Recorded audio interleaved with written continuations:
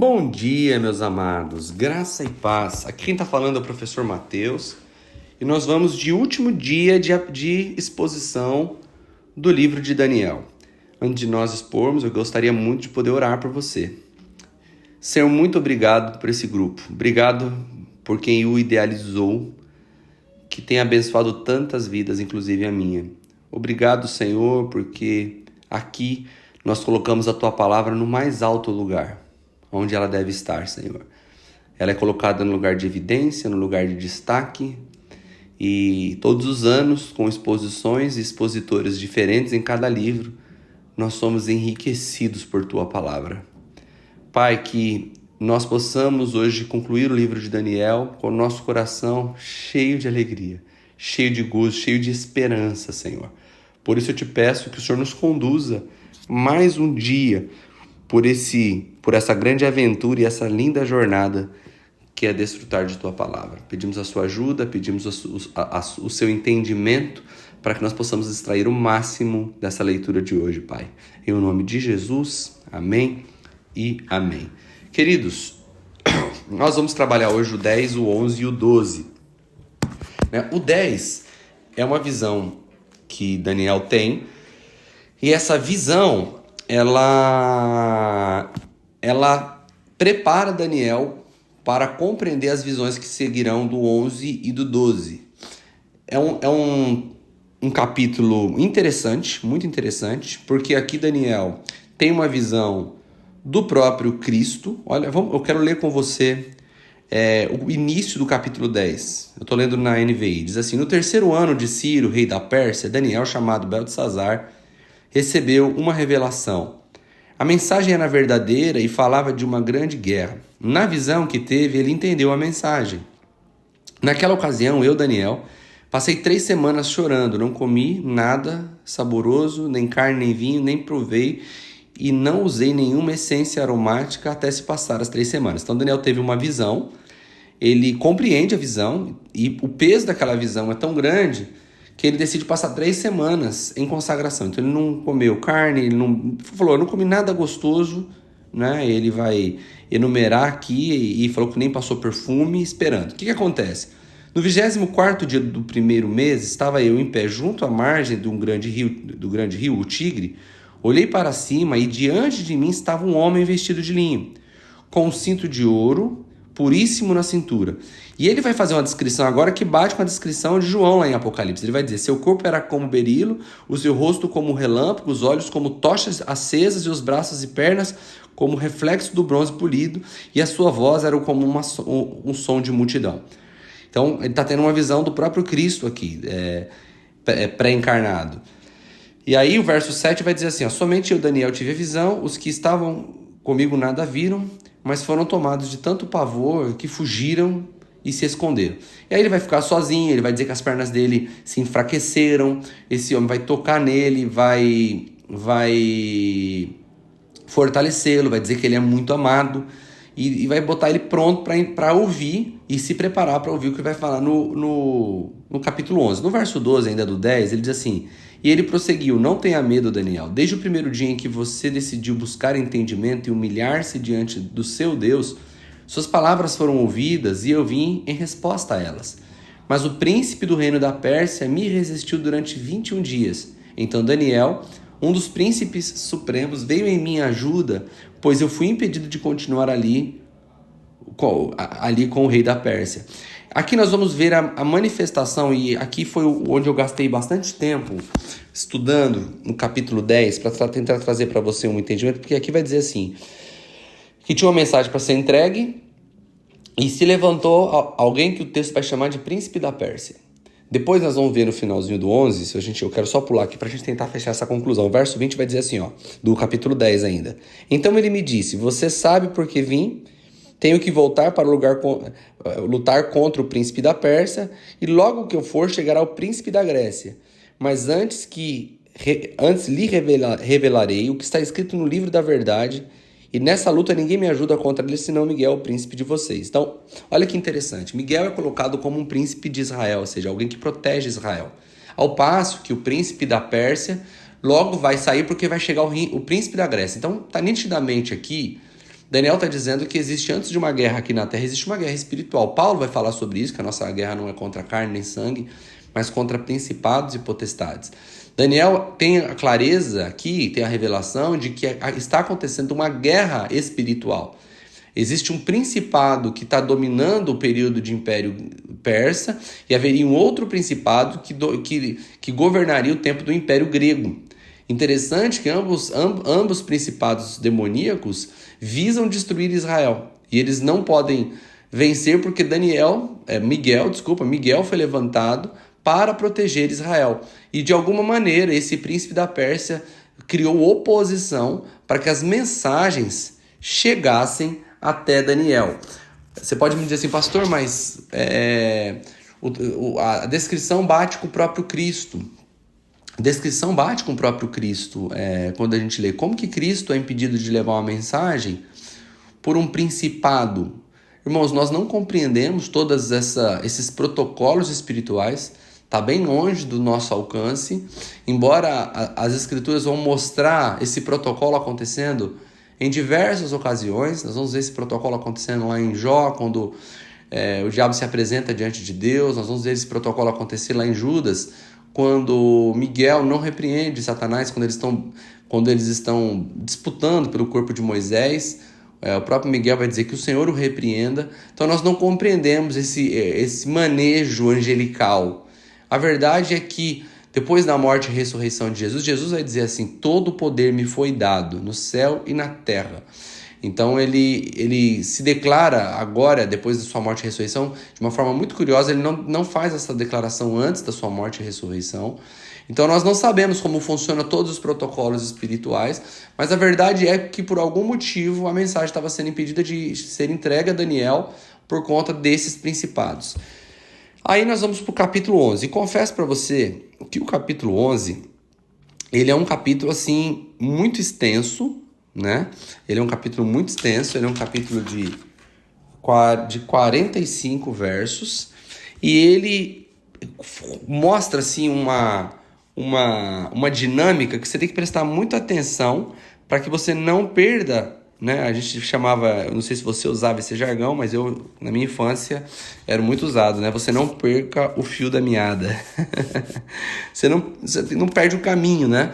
Então, a primeira parte do verso 1 ao verso 20, ele vai falar o seguinte: eu quero ler o comecinho com você aqui, porque depois o texto fica um pouquinho mais complexo, né? A partir do verso 2 vai dizer assim, ó: agora, pois, vou dar-lhe o que vai acontecer. Outros três reis aparecerão na Pérsia. Beleza, então ele ainda está falando sobre o Império Persa. Ele fala assim: outros 3 reis vão aparecer na Pérsia. E ele vai continuar dizendo que será bem mais rico do que... Ele vai falar que vai aparecer um 4º rei que vai ser bem mais rico que seus antecessores. Depois de conquistar o poder com sua riqueza, instigará todos contra o reino da Grécia. E então surgirá um rei guerreiro que governará com grande poder e fará o que quiser. Logo depois de estabelecido, o seu império se desfará e será repartido pelos 4 ventos. Não passará para os seus descendentes, e o império não será poderoso como antes, pois será desarraigado e entregue a outros. Então aqui está falando bem claro sobre um acontecimento. Então aqui ele estava dizendo o tempo que duraria o império persa. Falaria quantos reis ainda teriam depois ali de Dario, porque ele está ouvindo isso no primeiro ano de Dario, rei dos Medos, né? E vai dizer, aqui ele já está falando sobre Alexandre o Grande, que iria vencer os persas, de sua morte precoce e da divisão desse reino em 4 reinos. Nós já falamos sobre isso porque essa profecia está sendo exaustiva aqui dentro do livro de Daniel. E aqui ele vai começar a falar sobre como que vão ser o desenvolvimento dos 4 reinos. Normalmente o reino norte, ele vai do verso 1 ao verso 2 vai falar sobre quem era, que era Dario. Do verso 3 vai falar sobre Alexandre o Grande, e do 5 ao 20 ele vai descrever a ascensão e a queda dos reis do norte, que são geralmente identificados como Seleucidas da Síria, e o do sul como Ptolomeu do Egito. Há várias guerras e aliança entre esses reinos. Detalhes incluem casamento políticos, traição, mudança de poder. Do verso 21 ao verso 35, vai falar sobre Etíoco Epifânio, que nós já falamos. e vai falar sobre como esse rei, né, que é um dos 4 que surgiram ali depois de Alexandre o Grande, vai lutar contra os santos e vai criar desolação dentro do templo. Agora, é muito interessante e é importante, muito importante a gente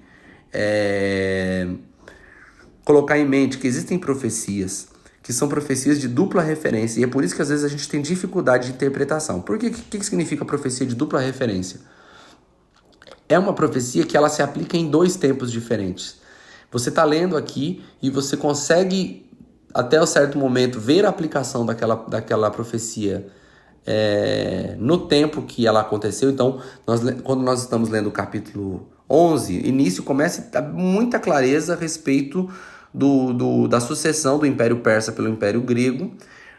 Nós conseguimos ver com muita clareza a ascensão de Alexandre o Grande e a queda de Alexandre o Grande. Conseguimos ver com muita clareza os 4 reinos que surgem dentro do Império Grego após a morte de Alexandre o Grande, a morte precoce de Alexandre.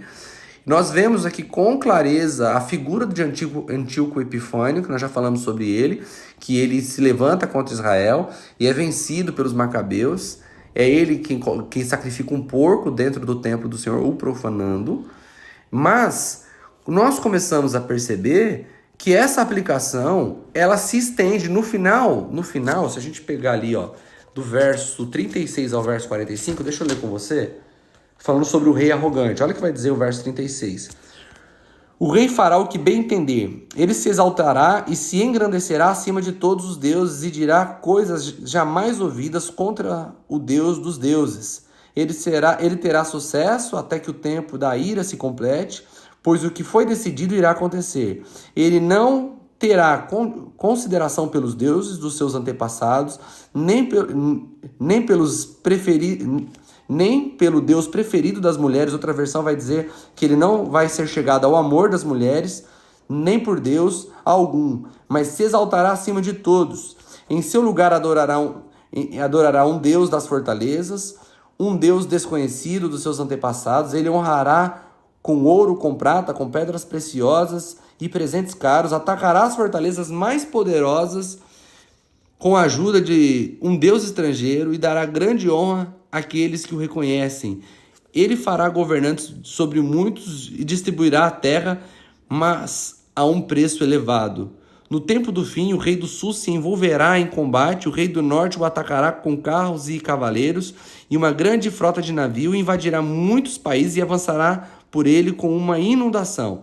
Também invadirá a terra magnífica é Israel, ele invadirá Israel. Muitos países cairão, mas Edom, Moabe e os líderes de Amon ficarão livres da sua mão.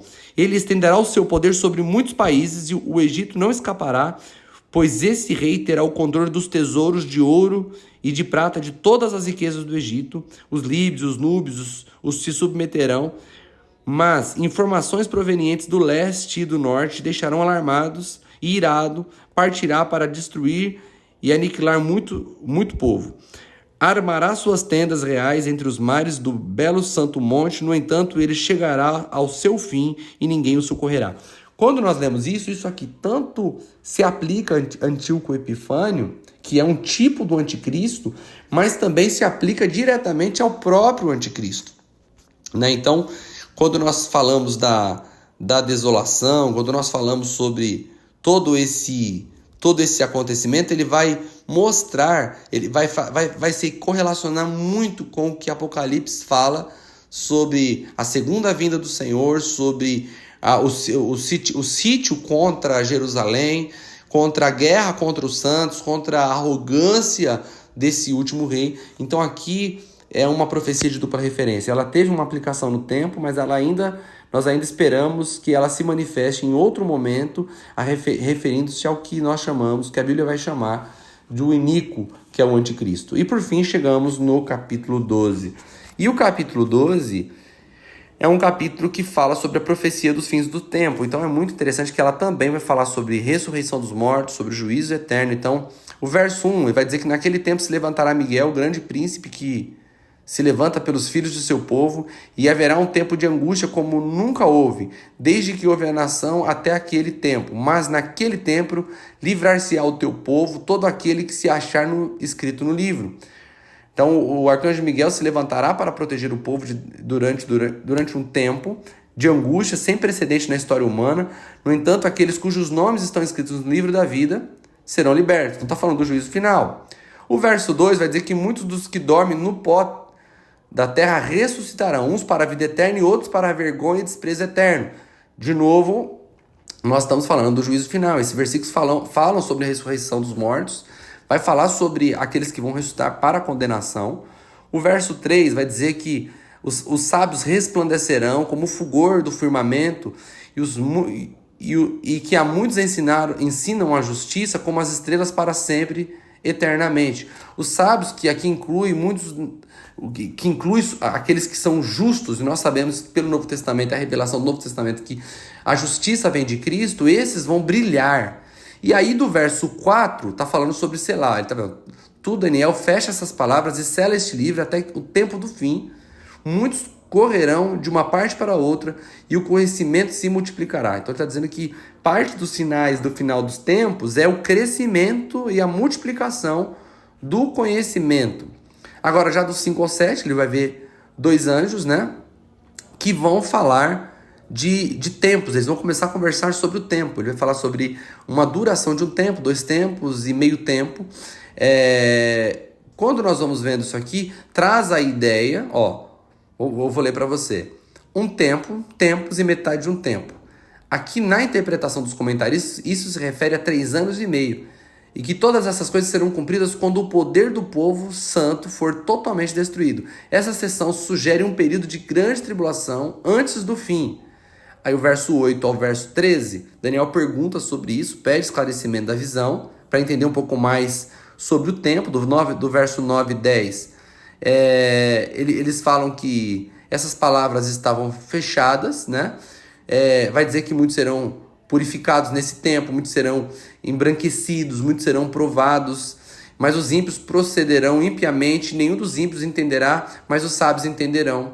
Aí diz que nos últimos dias os santos serão purificados, refinados, enquanto os ímpios continuarão a agir impiamente. Verso 11 e verso 12 fala que desde o tempo em que o sacrifício contínuo for tirado e posto a abominação desoladora, haverá 1290 dias, e vai dizer assim, bem-aventurado que espera a chegada até o ano 1300, até o dia, né, 1335. Então ele fala que vai durar 1290, mas depois tem mais 45 dias, ou seja, completa 1335 dias depois que a desolação ela é colocada dentro do templo e cessa-se o sacrifício. Aqui nós vamos ver de novo uma aplicação de profecias de dupla referência, até tripla, mais referência. Eu vou já explicar isso para você.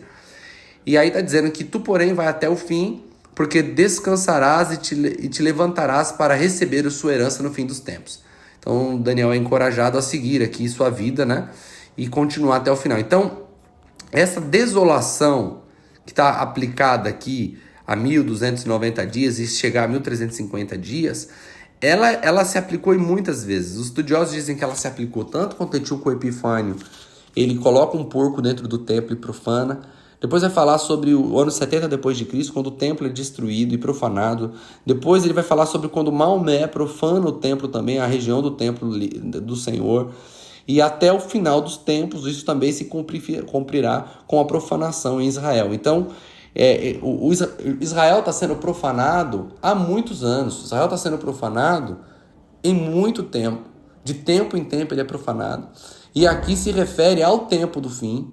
Não é para nós, se refere ao tempo do fim, esperando os dias onde haverá tribulação como nunca houve, onde haverá ressurreição dos mortos, aqueles que morreram em Cristo ressuscitarão para a vida eterna, aqueles que morreram sem Cristo, rejeitaram a Cristo, ressuscitarão para a condenação eterna. Nós esperamos o levantamento do anticristo, mas já temos a certeza que ele será destruído. A Bíblia vai nos deixar claro isso, trazendo mais clareza ao livro de Daniel. Nós sabemos que muitas das profecias de Daniel se cumpriram dentro do contexto das sucessões dos 4 impérios, que se começa com o Império Babilônico, vai para o Persa, Medo-Persas, depois para os gregos e por último os romanos, o Império Romano. Sabemos que esse Império Romano Ele estende o seu poder até os dias de hoje, mesmo que fisicamente ele tenha caído, e esperamos que o Senhor Jesus volte para nos buscar e para a ressurreição dos mortos. Então, assim, o livro de Daniel